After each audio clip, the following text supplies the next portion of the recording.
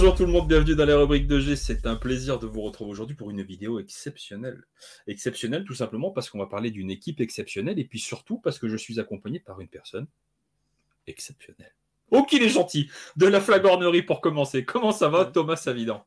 Ça va très bien. Mais tu dis ça juste pour la première émission pour que je reste. Hein. Sinon, dès la troisième, je vais commencer à me faire critiquer. Oh, dès la deuxième. Déjà, on va essayer de passer la première. Ce sera déjà pas mal. Tu vois, ce sera un bon début. On va voir comment on s'en sort. Juste pour rappeler un petit peu aux gens. Comment on en est arrivé là, Thomas?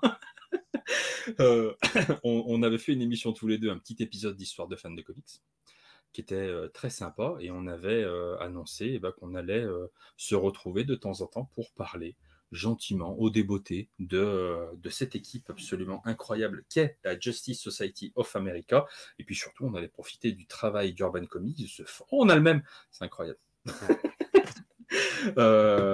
Qu'on allait profiter du travail d'Urban Comics puisqu'ils ont décidé en fait de sortir le run de Robinson et ensuite de Geoff Jones avec à chaque fois un petit peu de Goyer au milieu et que donc en Chronicle c'est qu'on allait se saisir de ces volumes pour pouvoir les découvrir ensemble et tout simplement en parler. Est-ce que c'est un bon résumé de la situation? Ouais, en fait, j'étais appâté avec Geoff Jones en disant attends, Batman, ok, il y a trop de Chronicle, tout ça, trop de boulot, trop d'argent, d'accord. Mais Geoff Jones sur la JSA quand même, ça le fait quoi. Immanquable, immanquable. Et tiens, d'ailleurs, ça ce sera ma première question, avant qu'on commence à rentrer un petit peu dans le vif du sujet, juste pour qu'on sache, vis-à-vis des gens qui nous écoutent, c'est quoi ton rapport, toi, avec la JSA? Est-ce que avant ce volume-là, est-ce que tu avais lu des trucs de la JSA? J'avais lu j'ai dû lire un volume de chez Panini, donc Ah ça doit ouais, ceux-là? correspondre. Ouais, c'est ça. Donc ça doit correspondre à peut-être le deuxième tome, parce que je ne l'ai pas encore acheté, parce qu'à l'heure où on enregistre, il est déjà paru. Mais ça doit correspondre à ça.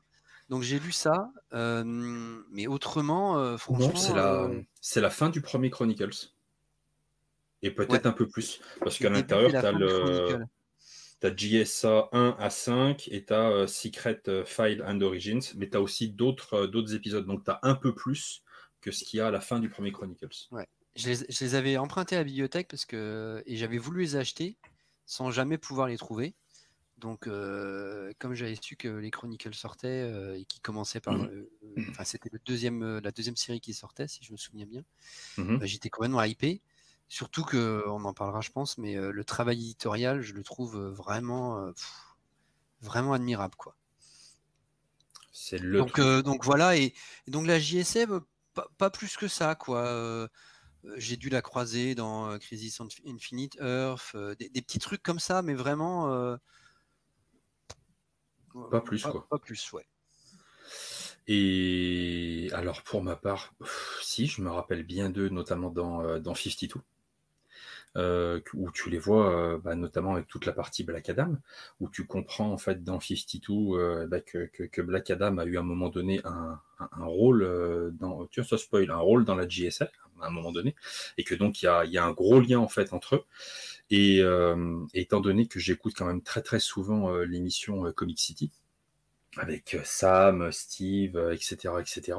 C'est vrai que c'était très très régulier en fait où il parlait de la JSA et notamment du run de Geoff Jones et Goyer, en expliquant tout le bien qu'il pensait de ce run et en priant le ciel et, et Saint François Hercouet pour qu'un jour ce soit peut-être réédité. Et du coup, en faisant quand même quelques petites recherches, j'avais pu trouver du coup à l'époque les deux Panini Big Books qui permettaient en fait d'avoir le début. Et pour être tout à fait franc, avant la réédition en Chronicles, il y a des gens qui avaient fait un petit taf de scan trad, et donc j'ai lu pas la totalité de Robinson, Goyer, Geoff Jones, mais j'en ai lu quand même une bonne grosse partie. Et voilà. Et j'ai totalement en fait adoré, parce que ça coche pour moi quand même plein de cases, mais ça on aura l'occasion d'en reparler. Et puis il n'y a pas tellement longtemps aussi est ressorti la JSA simplement de Geoff Jones, quand il y a eu le retour de Geoff Jones en fait sur la série, mais cette fois-ci tout seul, où c'est sorti en deux gros bouquins du côté de chez Urban, où c'est JSA le Nouvel Âge, si je dis pas de bêtises. Ouais, c'est ça. qui est magnifique, que vous pouvez lire quasiment tout seul sans même avoir les Chronicles. C'était absolument génial aussi. Et ça, j'ai hâte que tu les découvres. Ah, Et je du les ai coup, pas toi, lus. ouais, bah, du coup, tu pourras les découvrir une fois qu'on aura passé tous les Chronicles. Pas de la manière dont je les ai découverts, mais bah si, un peu quand même, du coup. Mais ça fait vraiment un point final absolument waouh, épatant à toute cette aventure. Voilà, grosso modo. Et j'aime beaucoup le côté équipe, le côté famille, et surtout le côté aussi histoire. Voilà, c'est pour moi ces deux choses qui sont importantes dans la JSA. Il y a l'aspect famille, où c'est vraiment une famille de super-héros, et l'aspect histoire, parce que c'est une équipe, une famille qui a finalement traversé les décennies, traversé les âges, et j'aime beaucoup en fait ces deux trucs qui me parlent beaucoup. Moi, la famille, l'histoire, des super-héros au milieu, oh bah on est bien. Moi, Geoff Jones qui s'occupe un peu de tout ça, bon bah alors, moi je suis à domicile, ça me va parfaitement bien. Ouais, moi, c'était ce que j'avais bien aimé dans les Panini, c'était ça. C'était quelque chose d'assez rare qu'on trouve dans les comics. C'était l'idée de passage de relais et d'anciens héros, mais marqués par le temps. Parce que des fois, je sais pas, chez les X-Men, tu as toujours les nouveaux mutants qui remplaçaient les jeunes. Mais dans ce cas-là, les X-Men, ils vieillissaient pas. Là, c'est pas Ouais, le cas. ouais, ouais. Et je Bah trouve oui. que ça, c'est intéressant. Wildcats, par exemple, pour ça, est très intéressant. Et ouais, bah moi ça me fait forcément penser à Alan Scott et Jay Garrick que je trouve. Enfin, j'aime beaucoup le rôle un peu de mentor, de guide et en même temps poussé par les jeunes qui arrivent. Enfin, c'est un vrai délire, hein, la JSA. Mm. C'est vraiment un univers. Est-ce qu'on commence? Ouais, Vaut mieux que tu me dises oui. Parce que sinon, je t'avouerai que l'émission va tourner court. Eh ça va ben être un non. peu Eh ben rapide tant sinon, pis. hein. Voilà. Du coup, est-ce que tu veux commencer peut-être par nous parler j'allais dire de Sir Robinson? Non, on aurait pu dire Sir. Parce que Mm. c'est quand même avec lui que tout commence avec ce retour. Ouais, c'est que ce qu'il y a de bien, je trouve, avec le choix qu'ils ont fait, c'est que vraiment ce Chronicle, c'est vraiment un début. C'est que tu as d'autres tomes enfin Batman par exemple, ou je pense que le Flash, c'est un peu entre deux. Tu sens que tu es à une période de transition. Là, pas du Mhm. tout, puisqu'en fait, il démarre par une mini-série et qui est liée à James Robinson, scénariste, passionné par la continuité et qui justement a fait énormément pression pour que la Justice Society of America, parce que c'est ça, JSA, revienne, malgré les réticences des éditeurs qui trouvaient que les personnages étaient trop vieux et donc n'avaient pas grand intérêt. Et il a dû négocier, et malgré qu'il commençait à devenir relativement célèbre parce que il avait fait une mini-série Golden Age qui traitera un peu des mêmes thèmes. Et Starman aussi qui l'écrivait, je crois en même temps, Tout à qui fait. avait vraiment fait, il devenait un scénariste très tendance. Et malgré ça, DC était pas trop chaud pour lui confier une nouvelle série de GSA. Et donc il a dû s'associer avec un co-scénariste de la télé, David S. Goyer. Et, euh, et pourquoi est-ce que lui, il avait cet attachement à la JSA? C'est vraiment quelque chose lié à l'enfance. C'est que quand il était tout gamin, quand il allait au comic shop, il cherchait ces épisodes-là parce qu'il avait eu un attachement avec ces vieux personnages et ces vieux comics. Il faut savoir qu'à l'époque, alors je pense qu'on devait être fin des années 60, 70, Ouais, c'est les ça. comics, ouais. Les comics, on n'était pas du tout à l'époque qu'on connaît aujourd'hui, où il y a des TPB, où il y a des recueils à des prix souvent plus attractifs des fois aux États-Unis, de volumes anciens, etc. C'était pas du tout ça. Les comics, c'était une production industrielle, vraiment fait pour les jeunes, en prise directe avec l'actualité. Et il n'y avait pas vraiment d'idée de retour en arrière, sauf pour un marché secondaire, des choses comme ça. Et donc lui, il galérait à trouver ces épisodes, mais quand il arrivait à les trouver, il était vraiment fan, quoi. Et donc il a insisté pour qu'ils reviennent. Et on est aussi à la période où il y a Watchmen, c'est-à-dire l'idée, il n'avait pas juste l'idée de les remettre comme à l'époque, mais l'idée aussi de les confronter avec l'histoire des États-Unis, comme tu l'as dit, et avec l'actualité de l'époque, quoi. bon, c'est ce que je trouve intéressant dans la série, c'est que tu es toujours un balancement entre les années 40 ou 50 Mhm. et en même temps les années de l'époque où il écrit. Et donc, on réimagine des très vieux personnages pour faire appel à l'actualité ou pour expliquer à l'époque pourquoi ils étaient comme ça, ces personnages. Et tu vois, moi, le truc qui me plaît particulièrement en fait dans l'histoire de Robinson, tu peux pas douter en fait de la sincérité du mec. Ouais. Tu peux pas douter de la sincérité. Le mec, il t'explique que c'est vraiment en fait des personnages qu'il adorait, les personnages de l'âge d'or, Hourman, enfin tu vois, des trucs hyper obscurs pour nous, mais qui lui, et ben ça le faisait kiffer. Il réussit quand même à avoir l'autorisation de faire sa mini-série, et Ouais. pour un retour de la JSA, on lui dit non, et puis quand même, tu vois, il continue, il insiste. Enfin, le mec, enfin tu vois, il a de la suite dans les idées, quoi. Enfin, à un moment donné, il veut vraiment que ça sorte.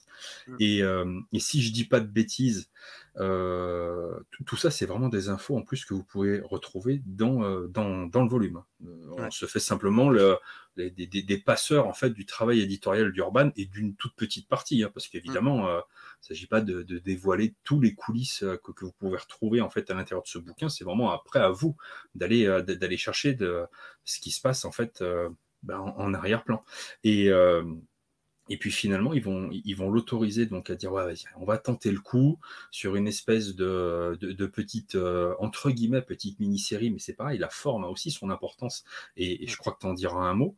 Ils vont l'autoriser, mais en mode bah, si ça se casse la gueule, on débranche tout très vite et puis on n'a rien vu. Et puis si ça marche, on verra après. Mais d'ici, ils croyaient vraiment pas, quoi. Ouais, Et ouais. finalement, bon, bah, gros succès.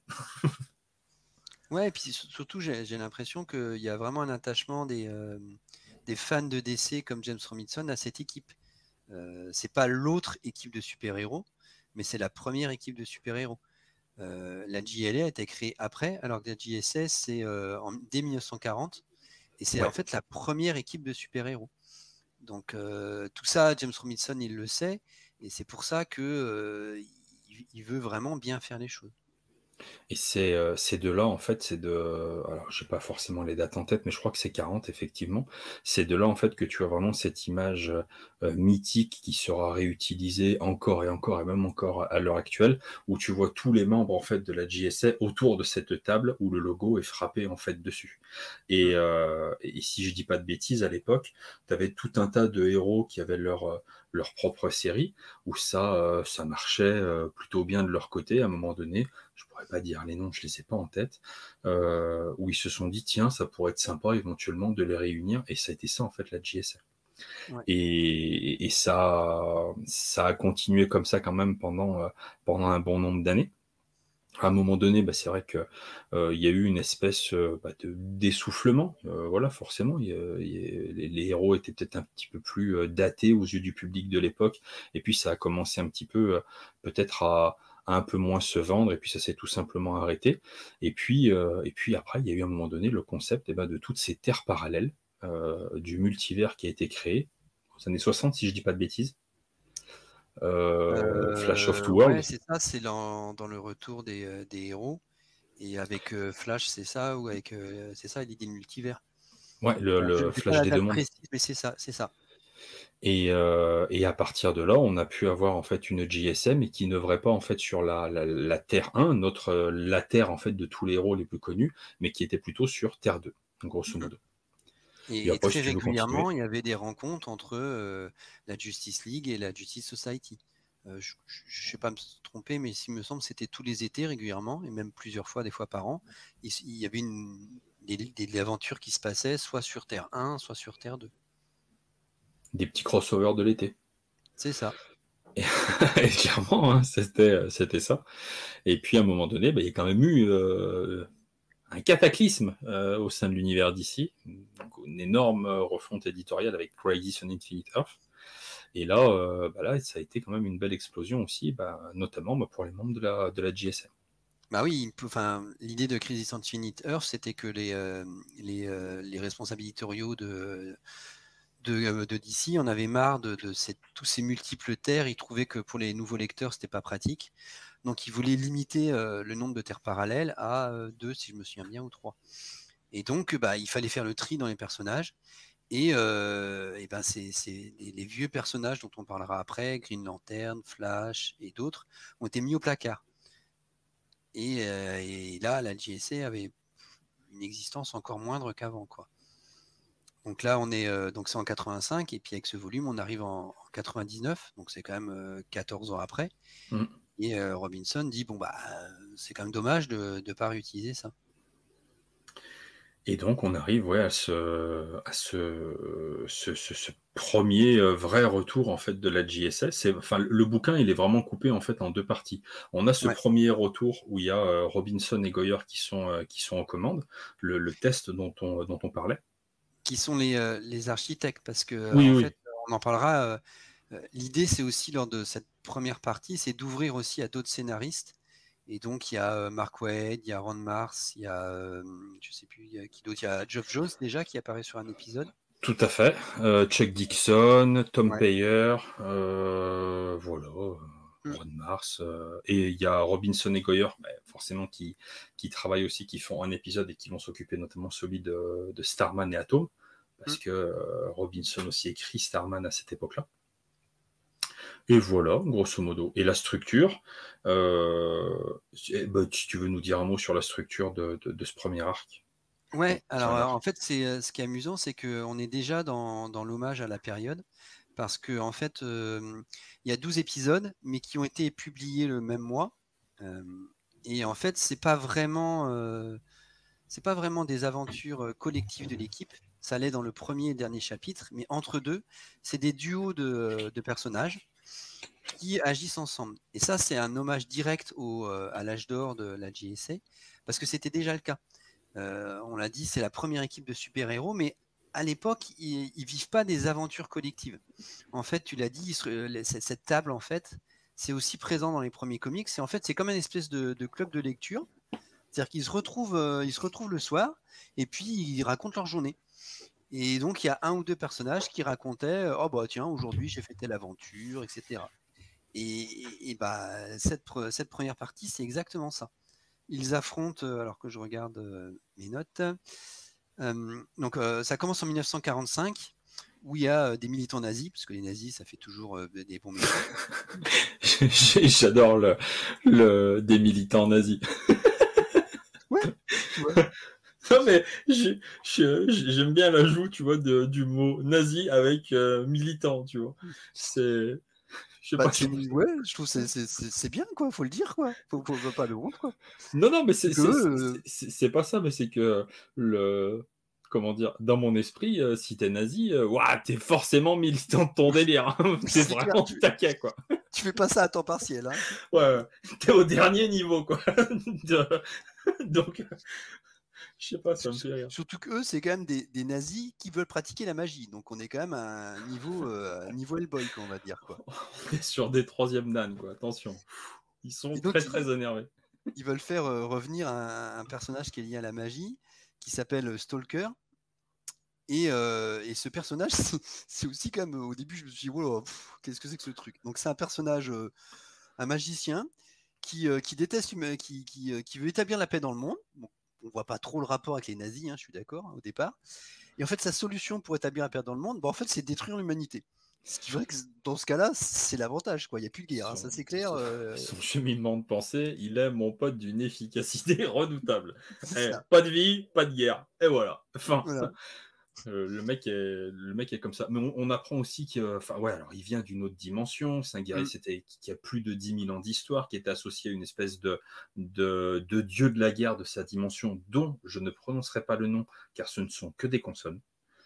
Donc, je n'ai pas noté dans mes notes, tu vois. Je crois que c'est GRWTH, mais voilà, déjà que je galère à dire Department of Truth. Si tu Guerf, je vais éviter de trop le prononcer. Et on se rend compte que le mec, il est super costaud. Il est super badass. Donc, premier affrontement contre lui par la JSA, en fait. Et à la fin en fait de ce premier épisode, il va appeler ses lieutenants, Ouais. Stalker. Et ces lieutenants vont aller un petit peu partout sur la planète. Et donc, eh ben, la JSA va faire des binômes qui vont Mm. devoir aller poutrer la gueule. Je le dis un petit peu à ma manière, mais chacun de ces binômes va devoir aller péter la gueule à un des lieutenants. Ouais. Et en fait, les 10 épisodes au centre de cette histoire, c'est ça en fait. C'est chaque binôme qui cherche à détruire un des lieutenants pour éviter qu'il remplisse différentes missions en fait. Voilà. Ouais. Et en fait, le dernier épisode, c'est l'affrontement entre l'équipe réunie de la JSA et ce magicien. Pour lui poutrer la gueule. Voilà, bien entendu, puisqu'il faut sauver la planète. Alors, au début, Voilà. moi, je sais pas ce que tu as pensé de ce magicien, mais au début, c'est pas forcément. J'ai pas été super convaincu. Je peux même te dire que j'ai été étonné en fait que ça a rencontré du succès. Parce qu'en plus, de la manière dont ça sort, mai 99, il y a toutes ces issues en fait qui sortent en même temps, Ouais. d'un coup chez ton libraire, et que ouais, tu peux à la limite prendre la première. Ouais, si tu peux prendre la première et la deuxième, et puis sans forcément lire tout le reste, prendre juste peut-être un ou deux numéros. Mais si tu veux vraiment te faire la totale, c'est quand même un petit peu compliqué. J'ai pas trouvé ça ultra passionnant en fait, ni dans la menace. J'ai trouvé que le cadre, il y avait un bel hommage dans ce qui se faisait avant, mais je suis pas sûr en fait que ce soit vraiment un bon moyen pour attirer des lecteurs. D'ailleurs, c'est un cadre qui n'a pas forcément été reproduit après par la suite. Je trouvais ça un peu lourd, tu vois. Quelques petits éclairs au mieux que j'ai trouvé intéressants, mais relativement lourd. Bah ouais, enfin, il y a un peu de tout. C'est-à-dire que moi, j'ai trouvé des trucs passionnants, mais l'intrigue en elle-même, pas tant que ça. Mais moi, ce que j'ai beaucoup aimé, c'est certains personnages Ouais. et ce que ça disait du passé des États-Unis. Parce qu'en fait, c'est vraiment les différents scénarios, à part Chuck Dixon, où c'est que un action bourrin, donc lui, complètement sujet. Check. Ouais, zéro pointé. Et les autres, par contre, ils ont vraiment essayé de réfléchir à ce que ça montrait sur le passé. Mais ce qui était bien, c'est que c'était pas genre, ah bah c'était mieux avant, quoi. C'est vraiment une réflexion sur ce que c'était à l'époque. Ouais. Et je trouve que quand même si c'est que sur un épisode, il y a plein de personnages que j'ai trouvé super attachants. Atom, moi j'ai trouvé qu'il est vachement bien dessiné, quoi. Cette espèce de petit homme dont on ne cessait de se moquer de la petite taille. C'est pas mon cas, je suis assez grand, mais je sais pas, j'ai trouvé très attachant. L'espèce de grosse baraque qui est quand même très costaud, mais qui a rien de plus que les autres. Qui est associé à un génie. Donc il faut que je regarde parce que j'ai oublié qui c'était. Exterman, je crois. Hein. Tac. Atom, il a Exterman, ouais, c'est voilà. ça. Et donc un génie qui a créé un bâton d'énergie qui lui permet de voler, etc. Donc en fait, il se sent vraiment dévalorisé par rapport à lui. Et ça, j'ai vraiment bien aimé. Ouais. Moi, ça fait partie, tu vois, des bonnes surprises. Johnny Thunder, Green Lantern, moi j'avais plutôt bien aimé aussi.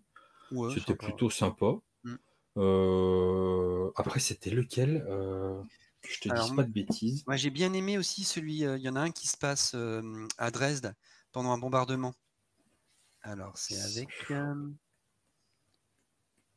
Flash avec Flash et Mister Terrific. Ouais. Dans une ville allemande à Dresde.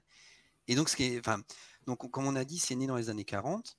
Donc, il y a eu des comics JSS sûrement pendant la Seconde Guerre mondiale. Donc, en fait, c'est aussi un moyen de porter un autre regard sur la manière dont on parlait des Allemands pendant cette guerre. Parce qu'en fait, Flash et Jack Garrick se retrouvent dans la ville allemande de Dresde pendant qu'elle est bombardée par des Alliés. Donc, si ça avait été... ouais, c'est ça. Et en plus, le titre National Comics, genre nationalisme, tout ça. Donc, peut-être qu'à l'époque, si on avait parlé de ça, on aurait expliqué que ils bombardaient des usines avec des nazis, etc. Et que c'était pour voilà. Ce qui était vrai parfois. Mais là, il montre bien en fait que quand tu bombardes une ville, tu fais pas de différence, quoi. C'était des tapis de bombes. Ils savaient même pas réellement. Ils espéraient savoir à peu près où ils bombardaient. Et non, c'était c'était une boucherie, de toute Ouais. manière, sans nom. Et donc, tu as les deux, en fait. Tu as d'un côté Flash qui est choqué par la manière dont se déroule la guerre et qui passe comme un Spitzer, donc passe son temps à vouloir sauver les civils, etc., le plus vite possible et sauver tout le monde, alors que Mister Terrific, c'est un scientifique donc qui analyse froidement les choses et qui dit pour faire plier l'Allemagne, il faut détruire son appareil militaire et donc faut bombarder les villes, puisque les usines sont dans les villes. Donc je trouve ça, l'épisode est bien fait, c'est Mark Waid qui écrit. Et en même temps, je trouve que c'est vachement intéressant parce que ça permet de relire l'histoire de DC Comics. Tout à fait. Il y a plein de trucs comme ça qui sont... Et donc c'est plus ça qui m'a intéressé, et plus les personnages, que réellement l'histoire du magicien, et voilà. Et puis ça permet aussi, alors on peut pas forcément avoir le même attachement à chaque fois sur chacun de ces petits épisodes, mais ça permet aussi, quand tu divises un si gros groupe, parce que la JSA, il y a quand même du monde, ça te permet en fait de faire un petit focus sur chacun des personnages, et notamment des personnages qui ne seront pas réutilisés après, mais qui auront quand même leur importance, parce que on sait qu'il y aura un autre Mister Terrific, mais ce sera pas celui qu'on a vu en fait dans ces épisodes-là. Ça va être quelqu'un d'autre, celui qu'on connaît.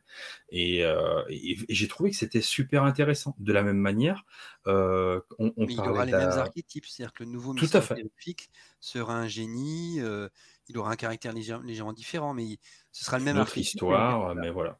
Mais ça reprend le même gimmick.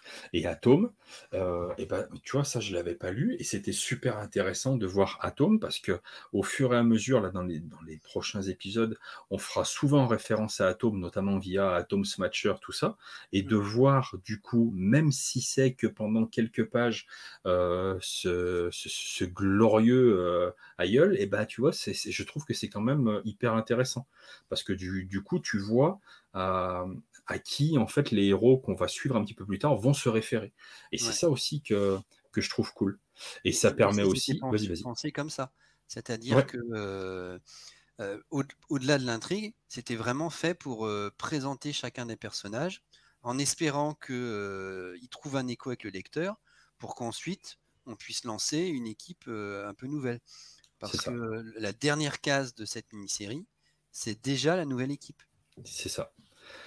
On est déjà dans la construction du après. Alors par contre, la question, putain, ça, j'aurais aimé le regarder, parce que tous les épisodes sont sortis en mai 99. Mais est-ce que... Et le dernier épisode aussi, le All-Star Comics 2, est sorti aussi en mai 99. Donc en fait, ils ont tout balancé d'un coup. Le 1, le 2... semaines après, il faut regarder. Je crois qu'il y a, tu sais, les comics sortaient toutes les semaines. Et il se peut ouais, mais dans leur tête, la dernière page, elle était faite, quoi. Ouais. Ouais. Donc, je pense que Robinson a. Enfin, il y a dû avoir. Ça a dû être préparé très longtemps en avance. Ouais. Parce que il y a l'histoire globale, mais très simple, donc ça a dû aller. Mais il a fallu ensuite que soit, je sais pas trop si c'est James Robinson ou si c'est l'équipe éditoriale qui partage les épisodes avec qui fait quoi, etc. En gros, et puis cette idée-là, comme on disait, de parler à la fois, de présenter les personnages, de raconter l'intrigue avec les lieutenants du magicien, et en même temps de dire le but de la série, c'est aussi de parler des États-Unis. Je pense que voilà, il y a dû avoir une bonne préparation avant pour que ça tienne aussi bien, parce que nous on les lit à la suite. Et même si je suis d'accord avec toi que c'est un peu long parfois et que c'est très inégal, il n'y a pas de faute de goût, quoi. Non. Je trouve qu'ils sont dans le même optique, quoi. Et puis, si je pouvais juste donner un conseil aux gens, c'est bon, tu te lis le premier épisode. Moi, je trouve que le premier épisode, au-delà de la menace et tout, j'aime bien la construction, tu vois, et la manière dont sont amenés les personnages, le côté glorieux de l'équipe. Enfin voilà, il y a quand même, tu sens qu'on te ramène pas Joel Clodo. C'est la JSA. Je pense que c'est un événement pour Robinson, naturellement, et il nous le fait ressentir. C'est pas n'importe qui revient sur le devant de la scène dans cette mini, et ça c'est vraiment cool.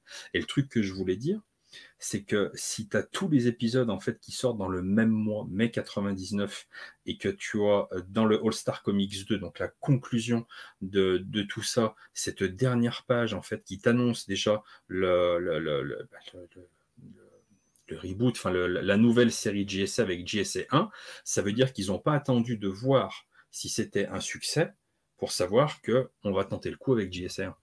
Bah, je pense que c'est un peu comme les films aujourd'hui avec les scènes post-génériques, c'est-à-dire que c'est qu'une page, on tente le truc. Si ça répond bien, on voilà, on est prêt, on y a réfléchi, et si les lecteurs sont prêts, bah, on vous dit, nous aussi on est prêts, et voilà. Moi je le vois comme ça en fait. Ouais. Non, je pense que tu as raison.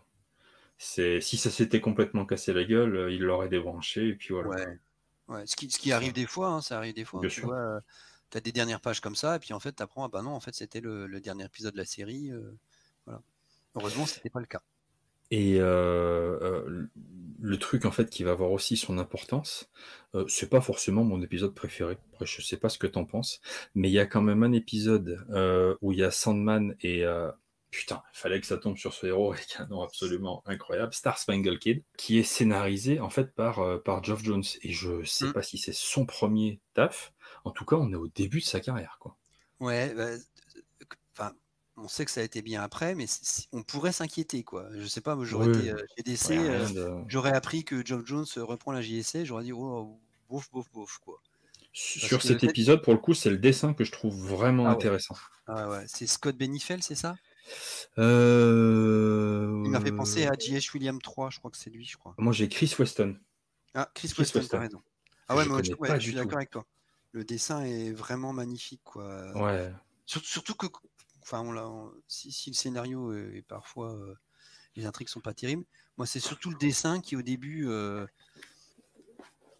dessin au début, il peut être un peu moyen, quoi.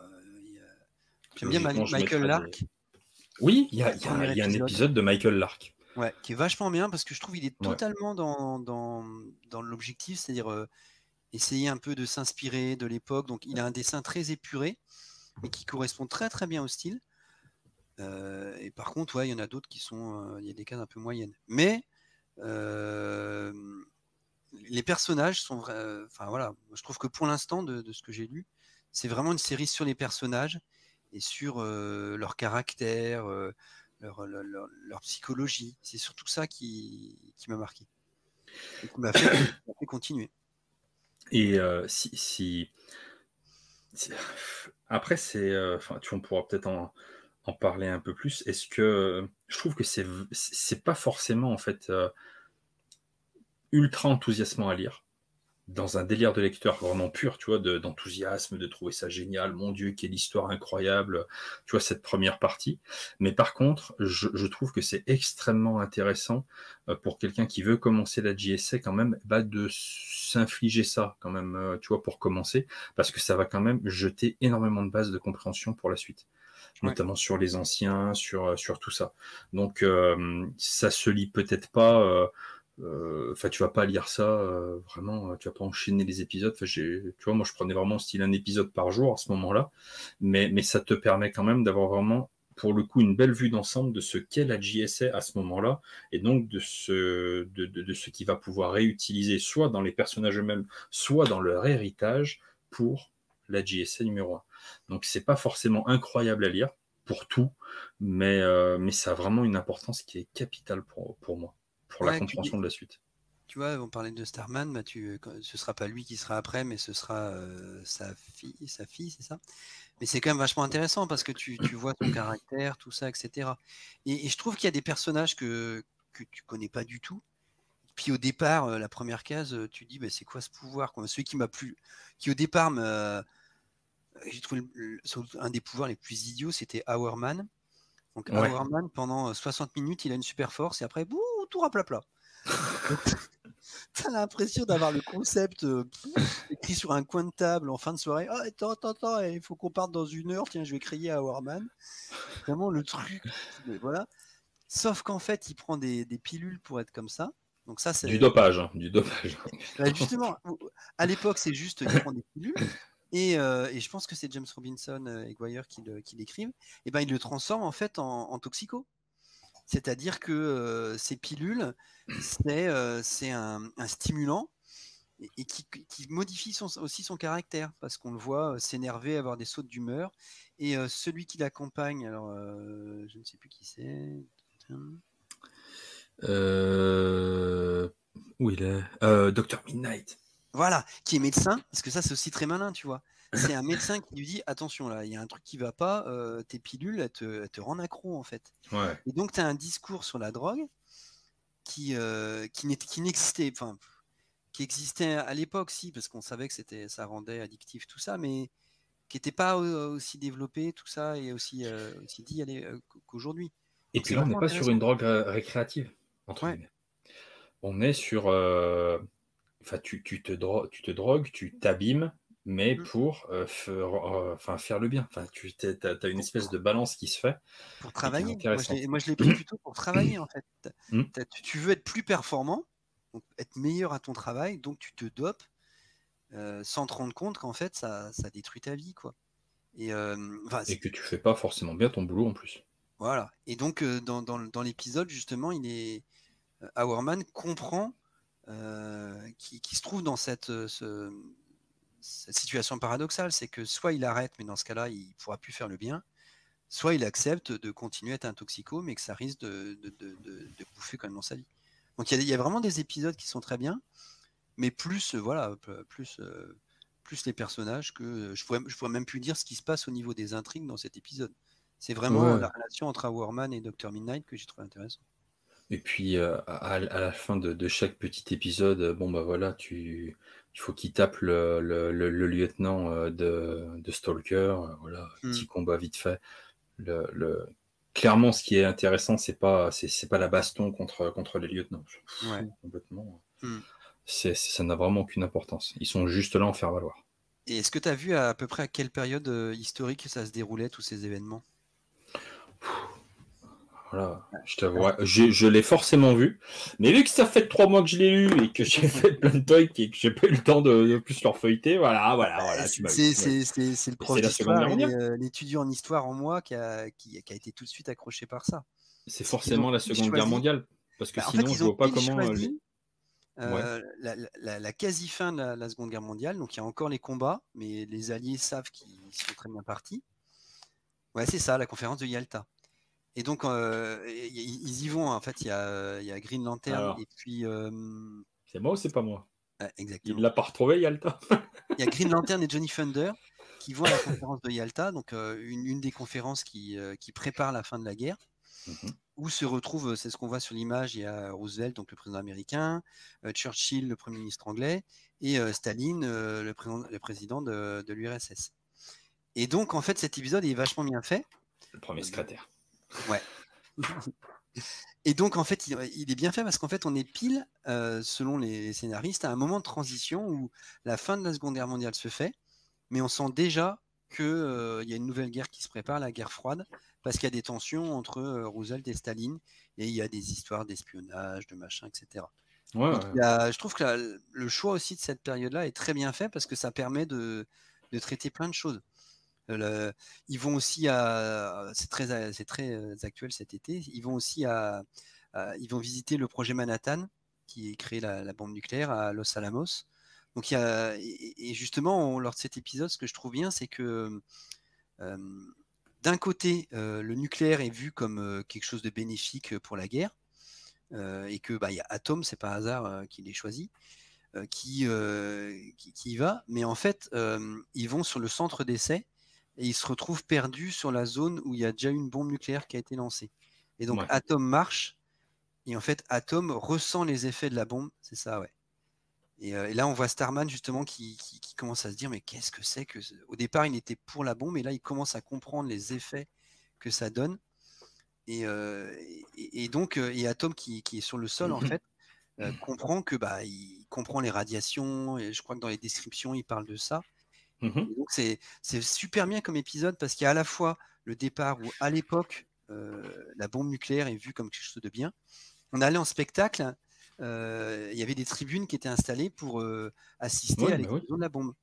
Donc il part de ça, Robinson, et en même temps par le personnage d'Atom qui marche au milieu de la zone d'explosion, il montre que bah non, on sait très bien qu'aujourd'hui, maintenant, le nucléaire, c'est aussi c'est terrible, et c'est pas juste une bombe plus forte que les autres, mais c'est aussi un danger énorme pour l'humanité. Ça fait pas que détruire, ça Voilà. empoisonne pour des milliers, des milliers, des milliers d'années. Ouais.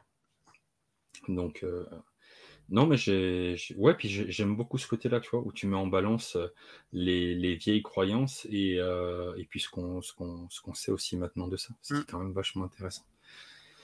Il y a quand même à chaque fois des petits trucs quand même à ressortir de tous ces petits épisodes. Voilà. Ouais. Le plaisir de lecture va plus être là, je pense. Ouais, Tu vois, la découverte des persos et tous ces petits trucs que tu dis.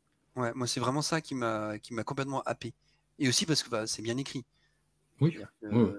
Voilà, je trouvais que c'est pas si long que ça à lire en fait, c'est pas verbeux, mais ça sonne très juste en fait. Il y a aussi même, ils réutilisent même des expressions de l'époque.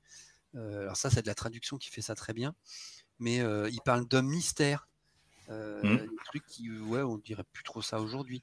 Et puis je crois qu'on le voit derrière toi. Ce que j'ai trouvé génial aussi, c'est les couvertures.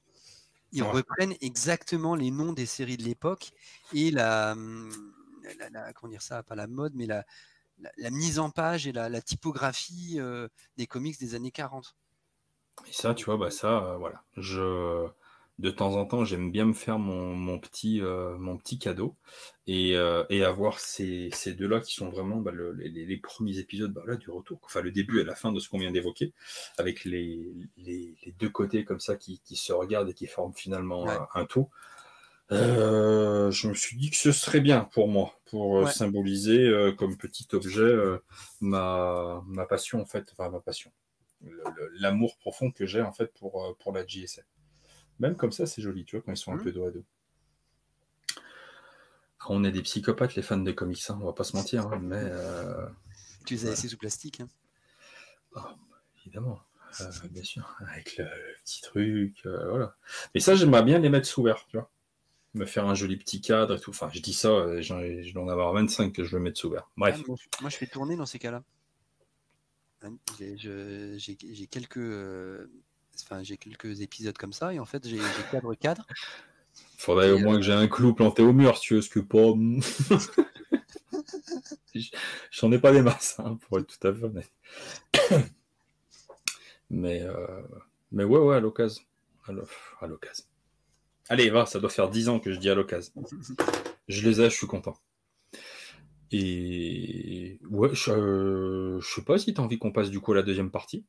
Bah, il y a l'épisode du milieu, là, t'as Secret File, je crois. Ça s'appelle comme ça, je crois. Entre les deux. Et là, alors moi j'aime bien les Chronicles parce que t'as tout.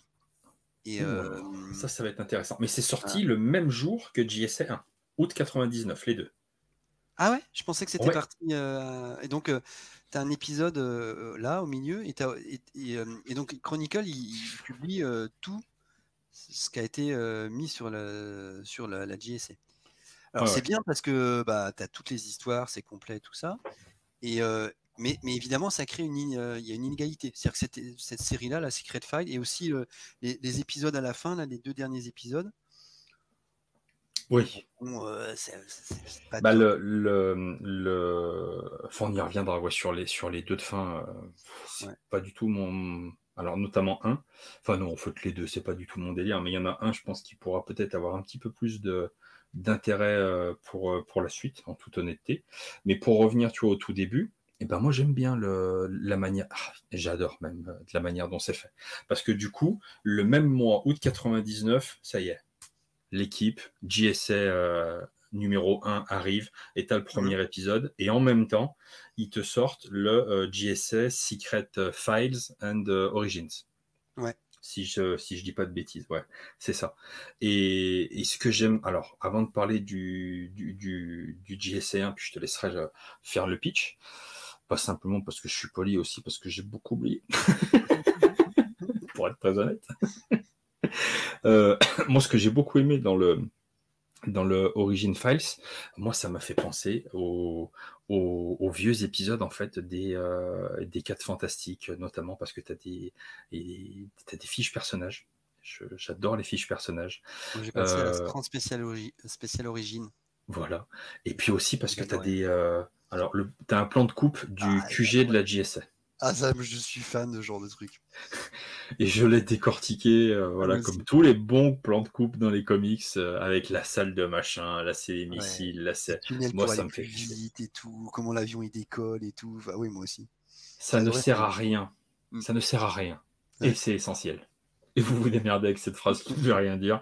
Mais je vous jure que ça sert à que dalle. Tu racontes la même histoire sans passer 1 heure à te faire chier à détailler un plan de coupe d'un bâtiment en mettant tous les détails du fonctionnement. Mais ça te donne, en fait, eh ben, une proximité en fait avec les héros et en même temps tu t'imagines une fois que ton comics il est refermé, tu t'imagines aussi un petit peu comment ça peut déambuler là-dedans. Ouais. Moi Puis j'adore. alors faut que je vérifie, mais tu vois qu'il y a des logements, donc ça veut dire Mhm. que c'est. Tu parlais d'histoire, que c'était l'histoire d'une famille, mais là tu le vois parce qu'en fait il y a des résidences, il y Complètement. a, euh, il y a des salles de réunion, donc ça fait vraiment penser au QG des Avengers, mais aussi où certains habitent. Ouais. Il y a un musée. Donc moi je me suis dit, bah, le musée c'est aussi pour montrer que bah, c'est une équipe ancienne. Donc Et en, comme tu le dis, c'est à la fois ça sert à rien, mais en même temps c'est un indice de ce qu'on veut dire sur cette équipe. et en même temps, parce que c'est files, les dossiers et origine, parce que Mm. j'ai fait anglais LV1. Ça, c'était pour le côté dossier. Et le côté origine, c'est parce qu'on va commencer aussi à nous présenter eh ben, Mm. des personnages, des nouveaux personnages, un ennemi, parce que c'est là où Mordru, hein, Mordru, Ouais. Alors attends que je regarde. euh, c'est là où il commence aussi à arriver. Et on va voir Atom Smasher, on va voir des anciens et tout. Et en fait, Mm. on commence à repérer l'ossature que va avoir la JSA. Mais c'est pas une équipe qui est déjà construite en fait. On voit que elle est en formation. Tu vas voir Hawkgirl, mais Hawkgirl, bah voilà, qui est toute seule en fait dans son coin, voilà. Et le truc que j'adore, tu vois, c'est le tout début. Donc si je me trompe pas, parce que voilà, on est avec le vieux Sandman. Sandman, Ouais. Wesley Dodds, Wesley. Qui n'est pas le même que ceux qui connaissent les comics, c'est pas le même que la série télé et tout ça. Ben, je, C'est le je même me suis nom. posé la question. Ah, c'est le même nom en fait. Neil Gaiman, en fait, quand DC l'a recruté, lui a demandé de réimaginer ce personnage de Sandman. Donc en fait, c'est le même personnage si on veut, mais Sandman en fait un prince des rêves, alors que là, c'est un détective qui utilisait un pistolet avec des bombes soporifiques. Donc il y a toujours l'idée du marchand de sable, donc du soleil, etc. Mais par contre, voilà, tout le reste est très différent. Et on voit ce mec, donc du coup, donc c'est pareil, tu vois, t'imagines les plus anciens des lecteurs qui tombent sur ça, bah, forcément ça doit les intéresser. Et les nouveaux lecteurs, je sais pas, ça me donne l'impression, c'est comme si t'es nouveau, tu es investi en fait d'un héritage. Ouais, parce que Voilà. en fait la série, la première mini-série, c'est vraiment présenter les personnages, l'époque et voilà. Et là, en fait, on est déjà à un des thèmes qui est central, je pense, dans la JSC, c'est le passage de relais, de Hmm. dire que qu'on est dans un changement de génération, mais on ne donc certains héros vont disparaître. Je trouve que la mort de ce premier Sandman est magnifique. Mais c'est ça qui est incroyable. Ouais. Parce il est heureux de mourir. Ça fait des années qu'il était tourmenté par des rêves qui le forçaient à agir. Et donc, en fait, il a agi même très fragilisé parce qu'il a une canne, tout ça, pour essayer de détruire ce sorcier. Mais il a plus la force. Et donc, il part. Mais en même temps, il est heureux parce qu'il va retrouver, parce qu'il y a aussi une très, enfin, dans la deuxième partie, je pense que c'est moins net, mais dans la première partie, là, il y a plein de héros qui sont très croyants. Et Hmm. donc là, il est heureux parce Hmm. qu'il va retrouver ses proches qui étaient disparus. Et, comment enfin, alors déjà, graphiquement, je trouve que c'est Mm. génial, tu vois, au Ouais. sommet d'une montagne du Tibet, Mm. il sait que l'autre va venir le tuer, effectivement, il vient, il sait qu'il va mourir, mais qu'il doit mourir. Mm. Il doit mourir pour que, voilà, que l'autre ne puisse pas accomplir son plan. Mais tu sais pas encore exactement les motivations de Morru. Enfin, tu vas le découvrir en fait au petit à petit. Tu avais raison, hein, ça revient assez vite finalement. Et je peux pas m'empêcher de me dire, comme souvent en fait, une bonne équipe ou un bon super-héros, ça commence par une mort tragique. Ouais. Et c'est le cas. Et c'est pas, voilà, c'est Sandman, quoi. C'est, Ouais. en termes de poids, c'est pas n'importe Et qui. le passage de relais, c'est que la malédiction est donnée à quelqu'un. Oups, hop là. La malédiction est donnée de quelqu'un à la fin de l'épisode. C'est pour ça que c'est très bien écrit. C'est que la malédiction est transmise, donc passage de relais à quelqu'un. Et en voix off, tu entends Sandman qui dit enfin, voilà, je suis désolé, je te refile cette charge. Ouais. Et, voilà quoi. Donc c'est parce qu'en fait dans ce Secret File, il y a ce long épisode et 2 plus petits épisodes. Oui. Ce premier, ouais, je suis d'accord avec toi, était bien. Après, il y a un truc où justement, mais qui est intéressant parce que tu vois, donc le Dr. Fate. Ah ouais, non mais ça, c'est quand tu vois les dessins, tu te dis mais c'est quoi ce truc? J'ai pas pu m'empêcher de penser à Dragnir. Je suis prêt à parier qu'il adorait. Parce que alors peut-être que je me trompe, hein. On est vraiment complètement dans une idée reçue, mais j'ai pensé à Dragnir, je me suis dit à tous les coups, il aime parce que pour moi c'est punk à mort. Ouais, c'est ça. Et j'ai pensé à lui direct. Je me suis dit, ouais, alors ça c'est pour Dragnir. J'ai pas aimé, ouais, ça. Ça c'est pas en fait, moi, ce qui m'a fait marrer, c'est que c'est vraiment l'idée, bon, le Dr. Fate, donc c'est une incarnation magique qui prend, on va dire plus simple, qui prend le corps de certaines personnes, et donc on peut changer d'incarnation. On le voit dans le film, voilà. Et donc là, c'était c'est un espèce de Dr. Fate grunge ou punk que je trouve juste insupportable, quoi. Et en gros, l'épisode, c'est comment on va s'en débarrasser. C'est vraiment pas quelqu'un d'intéressant. Non, je trouve pas. Ouais. Et on y reviendra aussi, mais c'est implanté en fait au milieu de cet épisode-là, où on a, alors je présume que ça c'est vraiment le taf éditorial, mais on a en fait 7 doubles pages au milieu de cet épisode qui est super important. Ouais. Où c'est tout simplement en fait chronologiquement les grands événements de la société de justice pour que tu puisses te repérer dans le temps et rendre accessible et compréhensible et implanté dans notre réalité la JSA. Faudrait regarder, mais moi je me demande si c'est pas le travail éditorial de DC. Peut-être. En fait, si tu je pense parce que c'est pas signé Yann Graff. Ouais, et puis tu vois en bas, en fait, c'est marqué bientôt, tout en bas de la chronologie. Ouais. Donc il annonce déjà des choses qui vont se passer dans la prochaine JSA. Yann, on était à ça de te faire un compliment en trop. Alors je le tutoie comme si je le connaissais, mais je ne le connais pas. Mais il y en aura après, ouais, des compliments, plein. Restez jusqu'à la fin, lâchez un pouce bleu, tout ça. YouTubeur, ceinture noire, là aussi. Et allez sur mon site, hein, n'oubliez pas. Ah oui, alors évidemment, le lien du site, putain, je ne l'ai même pas dit au début, mais quel connard. Comics After Power, pas bon. Non, mais... Et donc évidemment, le lien du site de Thomas, Comics After Power, rémunéré bien entendu. Hein. Tout à fait. Comme il se doit. Non, fais gaffe, ils vont y croire après. Oui, je pense, ouais. Dans le lot, il y en a un qui va y croire et c'est ça que je vais retenir. Je vais dire, bah non, merde, c'est trop con. Non, pas du tout. C'est que de l'amitié. Et il y a même à la fin aussi, après, donc tout un tas de fiches de personnages. De nouveau, quelques pages en fait avec Ron Mars au scénario, Chris Weston au dessin, où là on est avec le vieux Green Lantern qui doit discuter avec putain, comment on l'appelle, Star Spangled Kid. Et ouais, mais elle a pas changé de nom elle après. Je crois qu'elle prend un certain bâton après, mais je crois que je sais un peu plus tard. Tout à fait. Ah non, Star Spangled Kid, Courtney Whitmore. Ouais, mais pas au début, je crois. Tout à fait. Mais et, ouais. Et toujours Chris Weston d'ailleurs sur cette partie au dessin, c'est pareil, c'est très joli. Et on revoit la table, tu vois, parce que la table elle réapparaît très régulièrement dans cette nouvelle série. La table de réunion, ils se retrouvent. Et je vois qu'il y a tout un tas en fait d'objets qui sont montrés à gauche à droite, le casque du penseur, Ouais, le machin. ouais, Je pense que c'est des vieilles refs à des épisodes des années 40, 50 ouais, que nous, ouais, je suis sûr. on n'a pas la ref, mais c'est à peu près certain.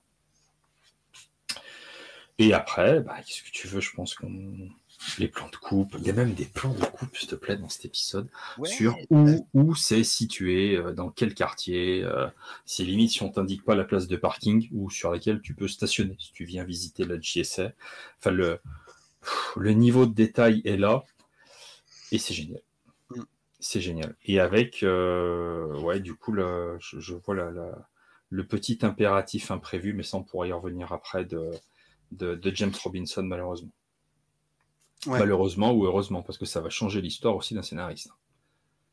Ouais, ouais, ouais, parce que bah, ouais, enfin, après, j'ai jamais lu, mais James Robinson, il a écrit aussi un comics biographique un peu plus tard qui s'appelle Airboy, si je me souviens bien, où il parle de son alcoolisme en fait.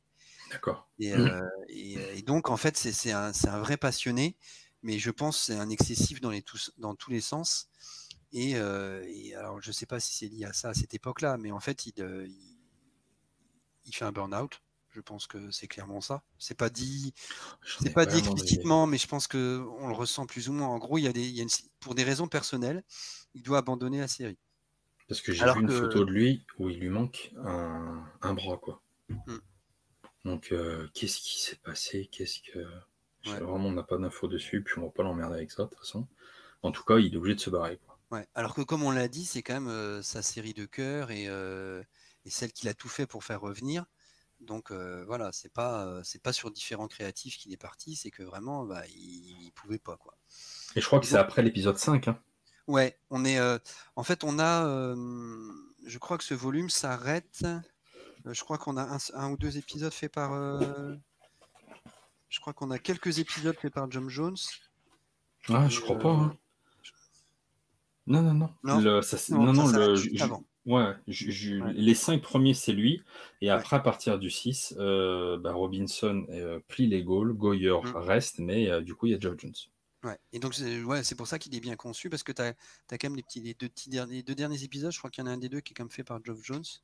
Mais voilà, c'est presque comme un cliffhanger, quoi. Non plus, non. Non plus, eh ben, décidément, tout raté. Et donc, Il y a du on a Joe quand même Kelly. on a quand même on a quand même, voilà, on reste sur l'idée que celui qui voulait à tout prix cette série s'en va juste à la fin. Donc c'est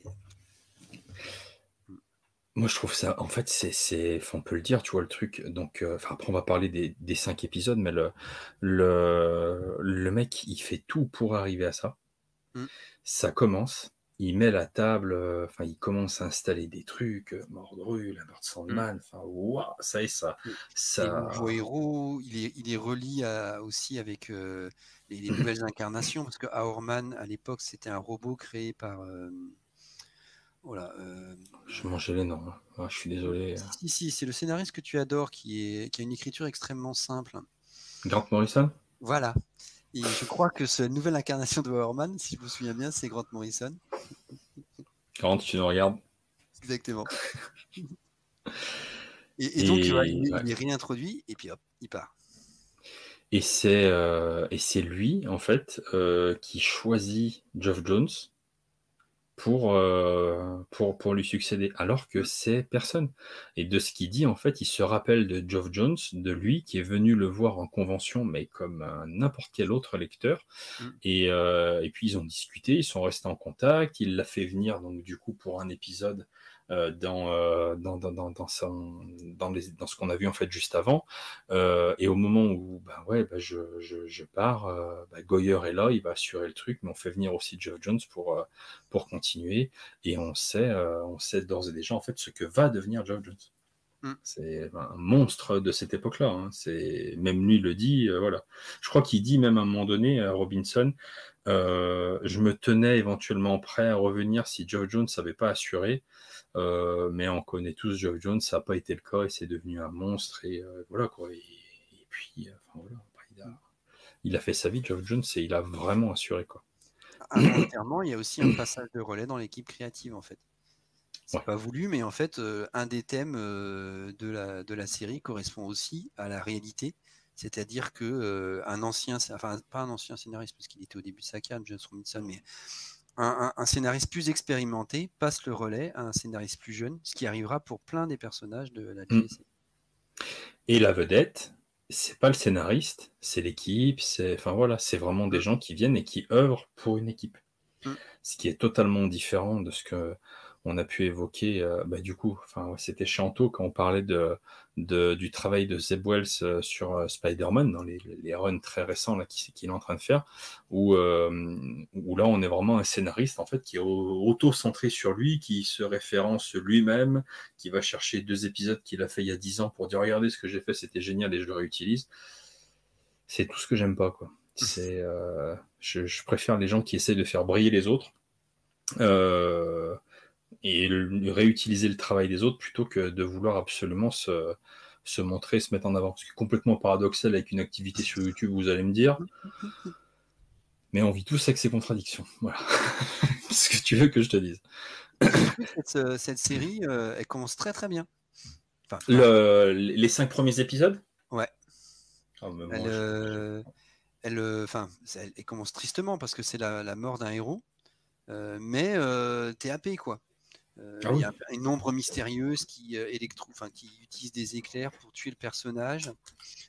Juste après, tu tournes la page, tu te retrouves aussi avec quelque chose d'un peu sinistre parce qu'en fait, c'est l'enterrement du premier Starman qu'on a vu dans le numéro d'avant. C'est pour ça que c'est totalement logique que Urban ait mis aussi ces épisodes parce que tu comprends comment Starman est mort en fait. Et tu vois justement les principaux personnages qui sont autour. Donc White Cats, tu le vois qui discute, le nouveau Starman qui est là. Il y a parce qu'on n'a pas dit, mais dans la première équipe de la JSA, il y avait Wonder Woman. Et là, elle est présente, mais en fait, c'est la mère de Wonder Woman. Ouais, c'est Hippolyte. Voilà, c'est ça. Et donc, tu as vraiment ces différents personnages qui sont là, et certains le connaissaient très bien, d'autres à peine. Et j'ai vraiment adoré ça. Et puis alors j'ai pas le nom c'est Stephen Sadowski. Ouais, c'est ça. Je n'ai pas souvenir en fait de le voir ailleurs que sur ça. Mais alors, Stephen, tu viens manger quand tu veux à la maison. Hein. Ouais. Écoute, on discutera, hein, c'est pas un problème, hein, parce qu'alors j'adore son trait. Hein. C'est vraiment absolument magnifique. Et en même temps, il y a aussi tout ce que j'aime dans les comics, c'est quand on plante des graines, tu vois, et que et tu commences à avoir aussi, voilà, l'histoire de Hawkgirl et Hawkman. Qui devient, qui apparaît aussi là-dedans, et on commence à nous introduire aussi de futures problématiques. Ouais, exactement. Et c'est brillant. Et pour les fans d'action, parce que j'adore aussi les moments où c'est quand même aussi du pampan, la bagarre, où tu vas bien utiliser les pouvoirs des uns et des autres. La baston contre Mordreau, la baston finale avec Dr. Fate, l'équipe, là où ça se passe, enfin c'est magnifique. Hein. Regarde c'est quasiment le cliff de fin là, avec l'arrivée du Dr. Fate, mais peut-on faire plus glorieux que cette arrivée, quoi? C'est voilà, quoi. C'est incroyable. Puis, alors moi, pour contrebalancer ce que tu dis, même si je suis d'accord que cet épisode sur un entier de combat est super bien, moi j'aime bien aussi celui d'après, où en fait c'est plutôt un épisode où en gros il se passe rien, mais de discussion entre les personnages. Et en fait, justement, tu commences à voir les différentes psychologies et tu vois la complexité des relations et des problématiques de chacun. Moi, je sais que c'est les X-Men, j'ai toujours adoré ça. Parce que tu avais souvent des épisodes de pause entre 2 combats. Et voilà, c'est là que enfin, s'il y avait que ça, je m'ennuierais. Mais je trouve que ces épisodes sont nécessaires parce qu'ils t'accrochent et ils font que tu veux suivre l'équipe tous les mois. Mais totalement. Totalement d'accord. Et tout est dans la mesure, en fait, tu vois. Tout est dans la mesure entre les moments d'action, les moments un petit peu plus intimistes, tout est dans la mesure, mais ce début, moi je le trouve absolument magnifique, et encore plus, je sais pas ce que tu en penses, mais je trouve que c'est pas facile en fait d'écrire une équipe. Ouais, si nombreuse. Ouais. Parce que Et j'ai pas compté, mais c'est rare d'avoir une équipe où ils sont, je sais pas, ils sont 7 ou entre 7 et ouais, il y 10, a du quoi. monde, ouais. Et avec Ouais. de grosses individualités, Mm. des personnages historiquement qui ont énormément en fait de bagages. Enfin, c'est putain la vache. C'est quand même vraiment compliqué de réussir à le tour de force de tout tenir et de ne pas étouffer les petits nouveaux. Au Ouais. contraire. Et puis ce que je trouve très Et- bien, c'est qu'il y a vraiment une alternance entre des combats d'équipe, où tu vois l'équipe agir, donc les interactions, tout ça, et soit des pages, soit des épisodes entiers sur un personnage. Par exemple, Sand, Hmm. j'adore, en fait, il est sur, dans l'épisode 15, ouais, enfin, non, pardon, 15 dans le numéro d'épisode, donc ça doit être Ah, ouais, ok. attends, 15, parce que je les ai numérotés, c'est le numéro 5. Ok. Celui-là. Ouais, ouais. Oui, Celui-là. dans le dernier, oui, oui, C'est oui. ça, Là où ça part en couille, quoi, c'est pour ses pouvoirs. c'est ça. Et donc, tu as tout un épisode en fait centré sur un personnage. Hmm. Et ce qui est souvent très malin, parce que résultat, quelques épisodes après, tu peux moins parler de lui. Et comme tu as été hyper accroché par tout un épisode où, en fait, en effet, ses pouvoirs se sont transformés, euh, il a changé son costume, il s'est modernisé, en fait, et ben, ça te permet d'être accroché ensuite, même s'il n'apparaît un peu moins dans d'autres épisodes. Et après, c'est autour Ouais. d'un autre personnage, etc. Et donc, tu arrives à avoir un rythme de lecture très rapide et en même temps de prendre le temps sur chacun des personnages. Et puis, comme on a dit, les dessins sont nettement meilleurs dans cette partie-là, quoi. Enfin, Ah oui, plus, c'est. plus régulier. Ouais, et puis bah pour le coup, autant comment dire, dans la partie d'avant, le cadre graphique, on était vraiment sur bah, la Seconde Guerre mondiale, je trouve, Mm, dans l'esprit, ouais, alors que là, on a envie, voilà, on a envie de rentrer dans le 21e siècle, ouais, clairement. c'est ça. C'est Mm. très Et, moderne, très graphique. si dans la première période, c'était vraiment une réflexion sur l'histoire, là, tu es vraiment sur la question du temps, la Mm, transmission entre les jeunes et les vieux, le vieillissement des personnages. Bah, on apprendra qu'un des héros a eu un problème, a eu Alzheimer, en fait. mm. Et en fait, c'est des choses qui sont très très rares dans les comics, hein. Il est très rare qu'on parle du vieillissement des personnages. Et tu vois ça vraiment très souvent.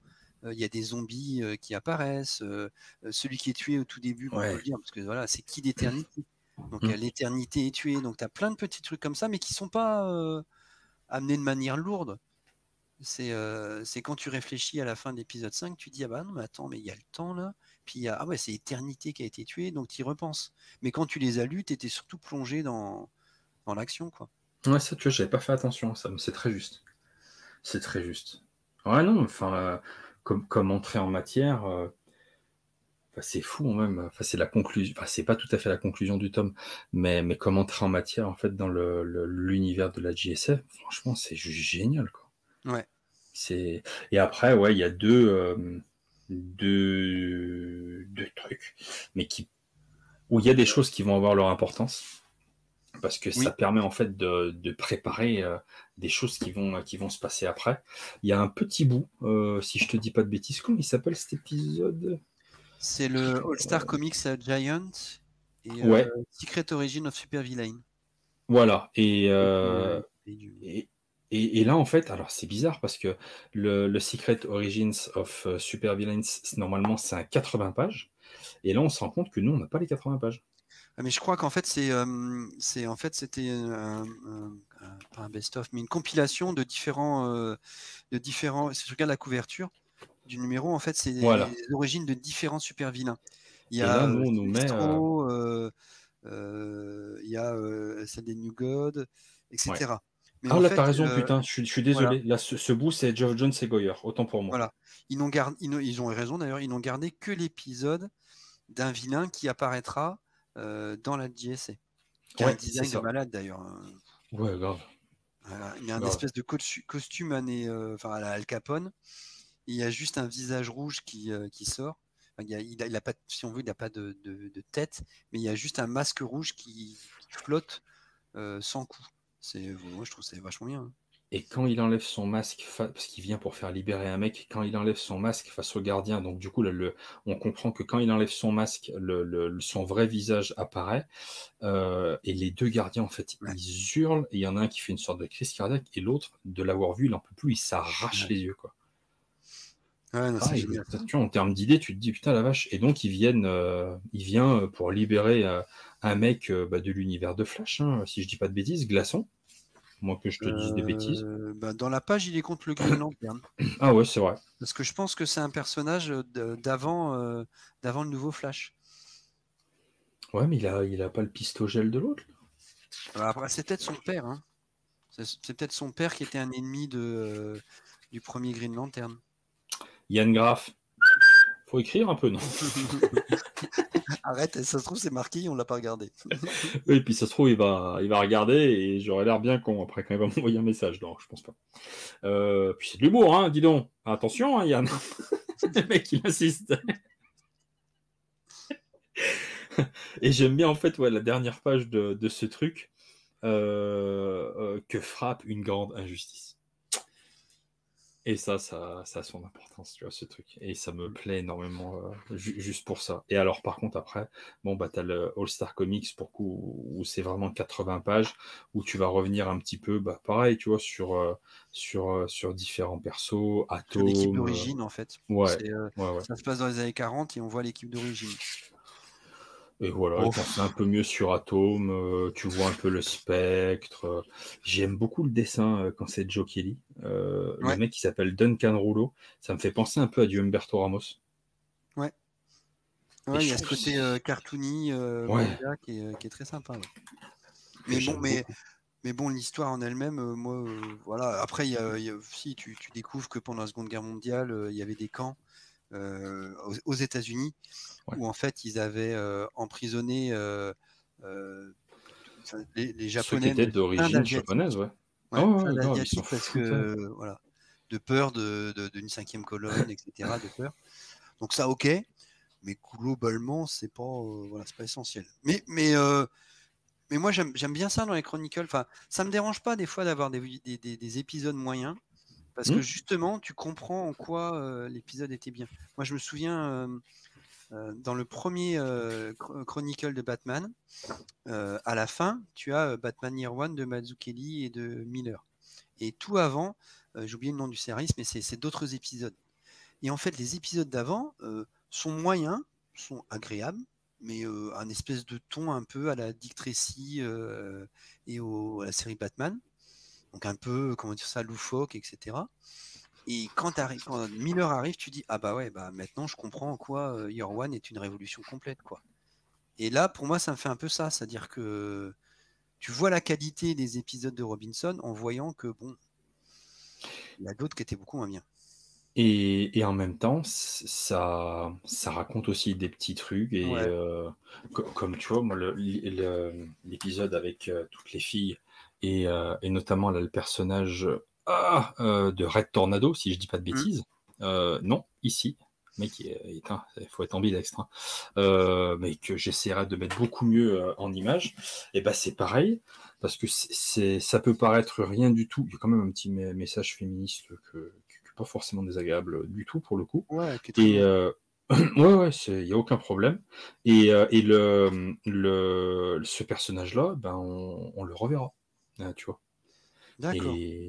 Et voilà, on le reverra et il y aura d'autres trucs autour et tout.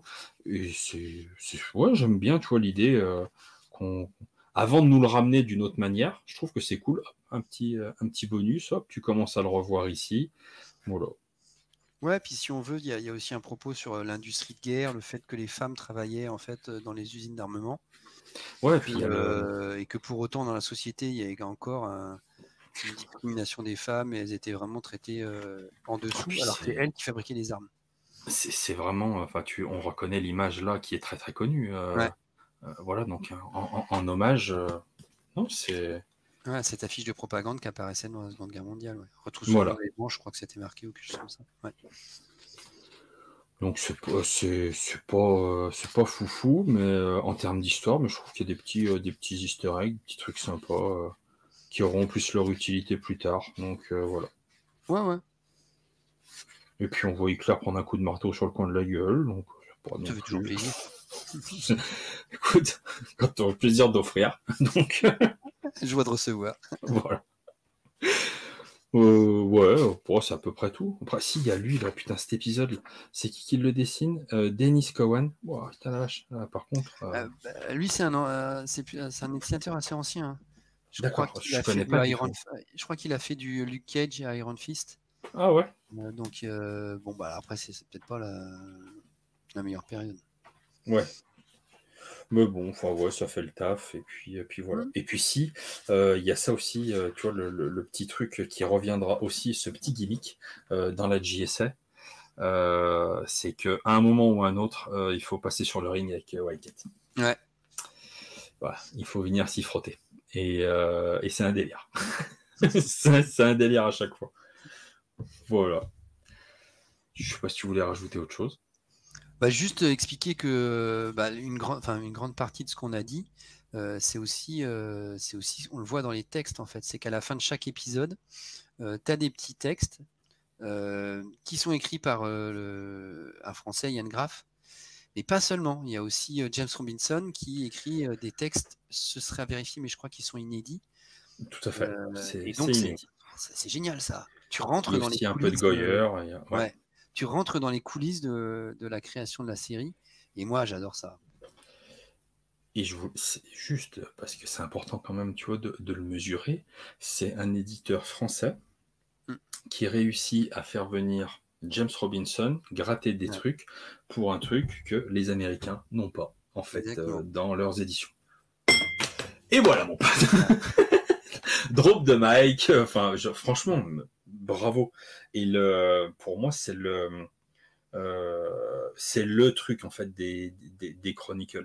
C'est une manière particulière pour moi en fait d'aborder des histoires de DC. Et moi, ce que j'aime tout particulièrement, c'est découvrir des histoires que je connais pas. Et ce que j'aime encore plus, c'est en découvrir en fait les coulisses de création. Et voilà. Et c'est vraiment ça qui est super important. Et c'est important pour des lecteurs qui ont peut-être un petit peu plus d'expérience, comme toi et moi, dans le fait, en fait, tout simplement de lire des comics. C'est important parce que ça nous permet un enrichissement personnel et de comprendre plus de choses.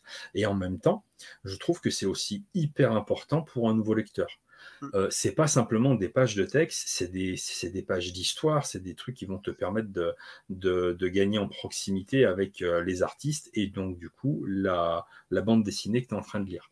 Ouais, C'est hyper bien comme truc. puis tu comprends en fait aussi le fonctionnement de l'industrie des comics, c'est-à-dire tu comprends que le scénariste n'est pas seul à décider, qu'il y a des éditeurs, que ça peut être une collaboration entre les gens, ça peut être plus ou moins tendu. C'était pas le cas du tout dans ce qui est marqué dans le texte.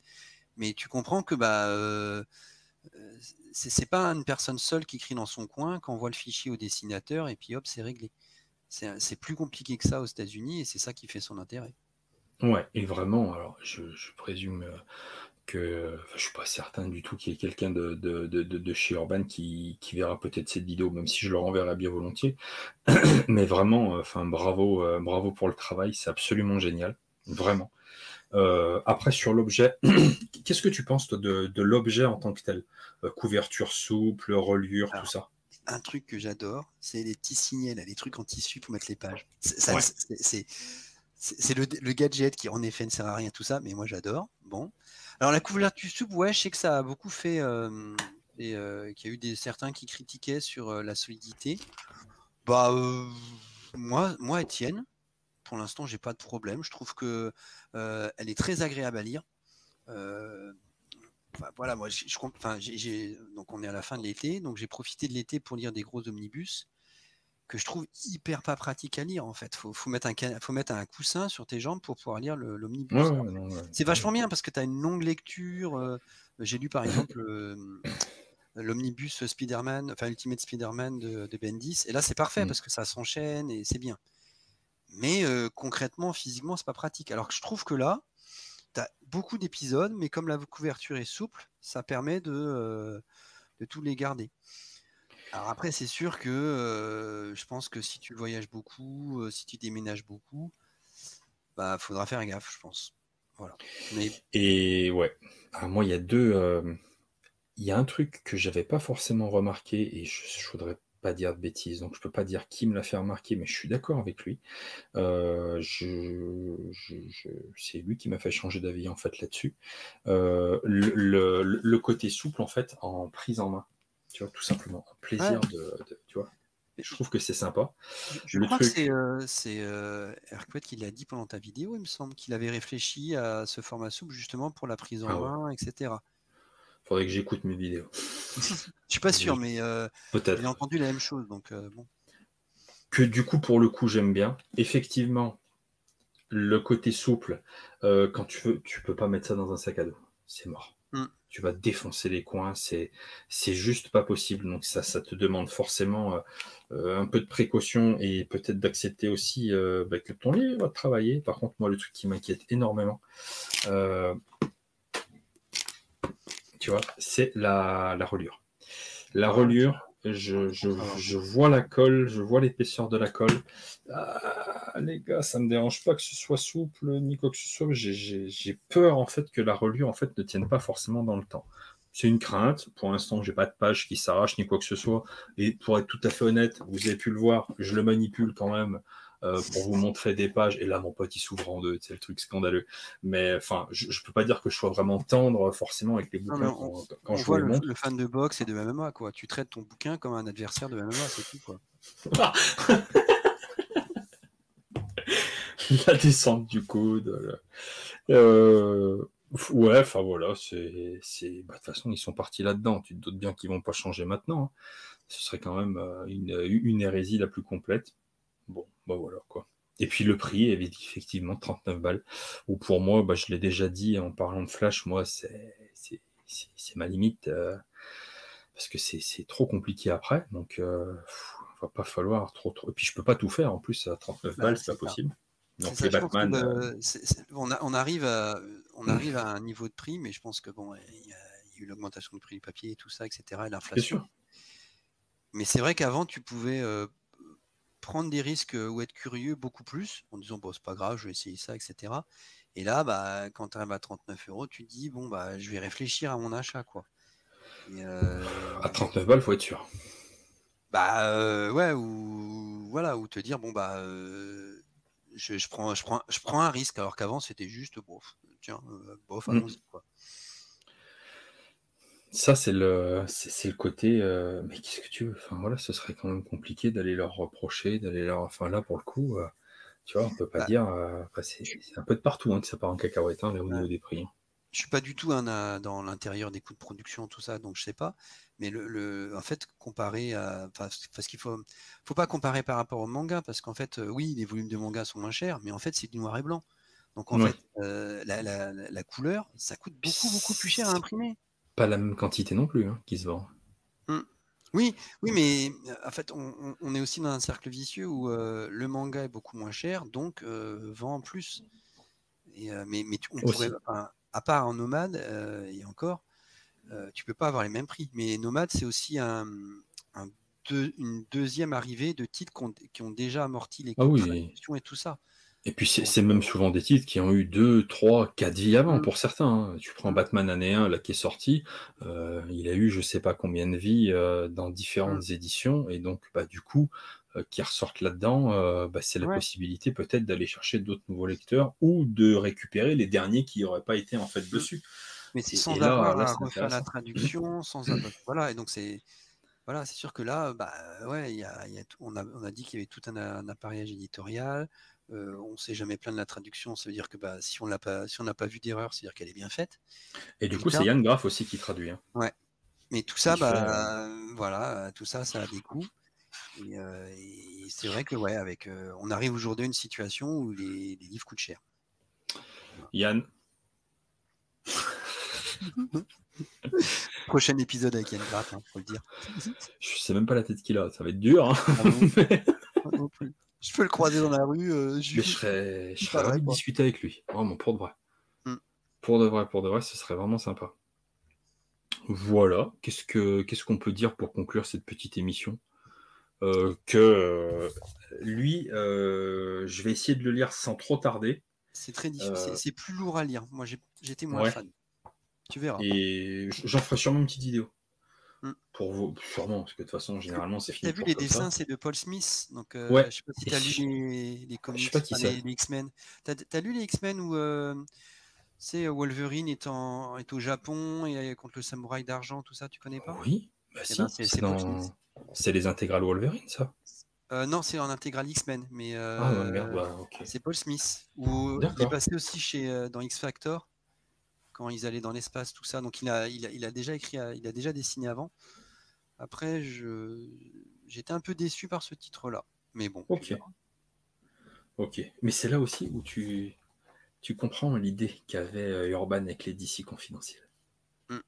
Ils ont fait un test avec cette collection-là. Nous étions des rats de laboratoire, François, bravo. Mais ça débouche sur des Chronicles, donc moi ça me va. On a évidemment celui-là qui est déjà sorti, qui nous attend, tout beau tout chaud. Donc, je l'ai pas encore pris moi, mais ça va pas tarder. Je sais pas quand, je sais pas comment, parce que c'est toujours pareil. Ce type d'émission est basé sur le plaisir et le partage, donc faut surtout jamais se forcer. Et dès qu'on en a envie tous les deux et qu'on se dit top, je pense qu'on se lancera dans la lecture. Pour le coup, à peu près en même temps, ce qui nous permettra de revenir vers vous pour un deuxième épisode en ayant peut-être les trucs un petit peu plus frais dans la tête, même si franchement c'est vite revenu. Putain la vache, on a été bon. Dites-nous dans les commentaires si on a été bon. N'hésitez pas, je nous ai trouvé excellent. Et surtout, c'est la première fois que je dis ça et on aura dit plein de conneries en fait, tu vois, ils vont nous en vouloir, on aura dit de la merde peut-être, non je crois. Merci mon cher Thomas. Mais merci à toi. Est-ce que tu veux nous dire un petit... Alors, j'allais te dire un petit point d'actu, mais cette vidéo va peut-être sortir dans 3 semaines. Donc, est-ce que tu as une actu dans 3 semaines?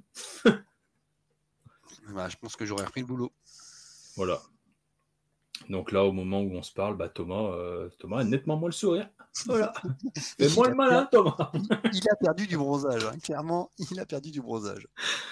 Mais c'était un vrai plaisir de pouvoir faire cette émission avec toi et puis de te retrouver après de nouveau pour pouvoir faire la suite des JSS. C'est une belle aventure qu'on partage tous les deux et ça me fait très plaisir.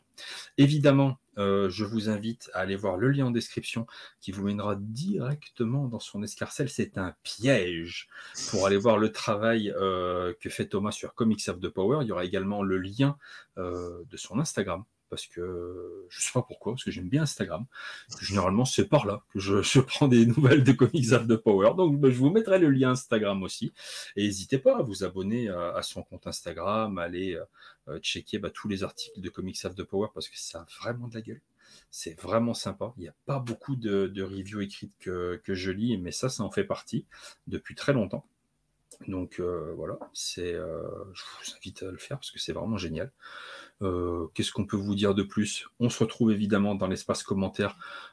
Voilà, parce que on va discuter forcément de ce volume avec vous, de tout ce qu'on a évoqué. On est ouvert à la discussion. C'est aussi fait pour ça, bien évidemment. Et vous connaissez la chanson. Ces émissions sont faites pour qu'on puisse en discuter après et partager et communiquer et argumenter autour des différents sujets qu'on aura évoqués ce soir. C'est avant tout un partage. Et si ça vous a plu, un petit pouce bleu. N'hésitez pas à partager cette vidéo sur vos différents réseaux. Merci Thomas. Merci à toi. Et puis à bientôt. À bientôt dans les rubriques de G. Oh, il l'a dit.